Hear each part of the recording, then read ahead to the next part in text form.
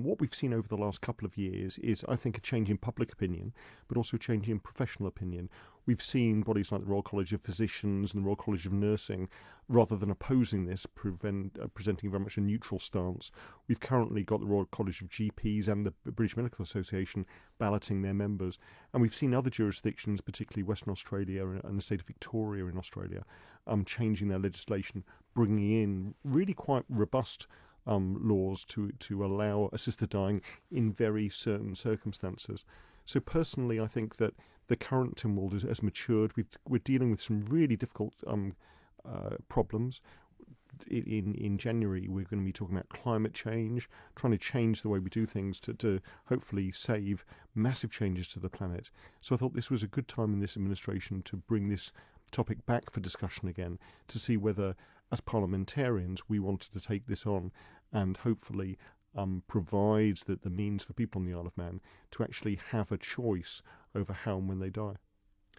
So it's been 5 years since the last time a private member's bill regarding this matter was pushed forward, and that was voted against 17-5, and that was off the back of this dignity in dying petition being put forward at Tynwald, and that was again introduced last year. The campaign of Millie Blenkinsop French submitted a petition at Tynwald last year.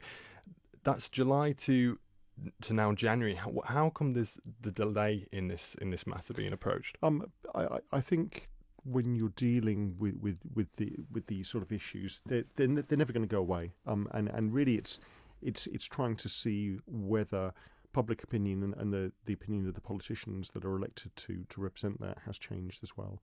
There's no necessary timeline. I personally felt that doing it around about now was a good idea. As I said, we had 12 new members coming in 2016. They've managed to embed themselves. They've managed to mature as parliamentarians. I believe that this current administration is one of the most liberal we've seen, both in terms of the policies it's progressing and also its outlook, its openness to new ideas. And so now seemed to be a very good time to put this to Tynwald to see what the flavour was of that opinion. Again, the motion is really quite open. It's that Tynwald is of the opinion that legislation is allowed. What I'd like to do is trigger off that debate. If there is a genuine body of interest in terms of the legislation, then come forward with a private member's bill later on in the year. So you believe this time around, 5 years on, there'd be a different approach, a different reaction from Tynwald this time? I hope so.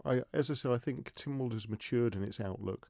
I think under Howard Quayle, we've got an incredibly progressive administration that's done all sorts of things like the living wage, securing transport links, dealing with some serious social issues. And what I'd like to do is reopen this debate. Whether the motion is successful or not, in some ways, is up to parliamentarians. I'm not trying to necessarily predict what the outcome would be, but I think on such a significant social issue, with some very emotive ideas behind it, I think it's really useful that each administration faces this and deals with some of these. And like you said, there's two sides to every coin. There's the parliamentarian and then the public opinion regarding this. Yeah. I was out on Strand Street today taking some vox pops and some public opinion about assisted dying, and many were for it. A lot of people felt it was a great idea, but there was a grey area. Some people ethically struggled with the matter, whether consent by the patient would be easily obtained or not. Yeah. What kind of predicament would this put it in? And if it was passed through this motion, would it clear up some of this grey area? That's a very good question, because I think it depends on how you ask the question. If you ask a very general question, should people be able to decide when they'd like to die if they're in terminal suffering, most people would probably say yes. But when you get down to the real nitty-gritty about people being coerced, people being forced into making decisions, how it works in principle, it becomes a much bigger grey area. What we've seen over the last year is the legislation in two Australian states actually trying to deal with some of these ideas about consent, about capacity to make that decision, about safeguarding people, about who would be given the option, and particularly people with terminal illnesses in the last year or 6 months of life who had uncontrolled suffering. So this isn't a question about life and death, really. It's really about the choice of those people who know that their death is inevitable, being able to have more control over it. And we know that in states like Oregon, where assisted dying has been available for decades now, that actually that ability to know that you've got access to it can really help people and help them in the last few days. In Oregon, I think only about 10% of people, even when they're allowed to have assisted dying, actually take up that offer. But they know that they've got that choice, and that can be incredibly helpful for people with terminal illnesses and their families as well. One thing a lady said to me today was that garnering consent was all very well and good when a patient has wide family and people to rely on, people there to support their decision. But if someone, a vulnerable person on their own, is going through this, how would that be dealt with? Again, it's a very good point, and what you need to do is create the right legal framework to have these protections.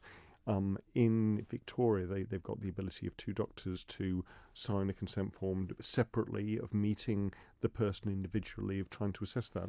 And if they're not sure that person has got capacity, then refer them on to a psychiatrist. Or again, if they're not sure and they can't make that decision, the default answer is no, sorry, we can't provide this. So I think a lot of people worry about a slippery slope with assisted dying, that if you start it off, it's going to lead far more to the system they have in the Netherlands, which opens up a whole lot of choices for people of all sorts of different conditions, all sorts of different ages. We're not talking about that, actually. Voluntary assisted dying in this context is really for those people who know that they're going to die, and know that that's inevitable. And for those people where palliative care, unfortunately, doesn't provide all the solutions they need, and gives an extra choice for that individual, their family, their friends, their advocates, to actually have control over those last days of their lives.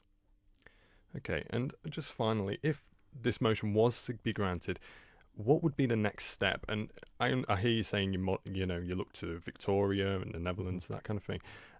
Is there a certain model or a framework that you'd go by to help create this bill?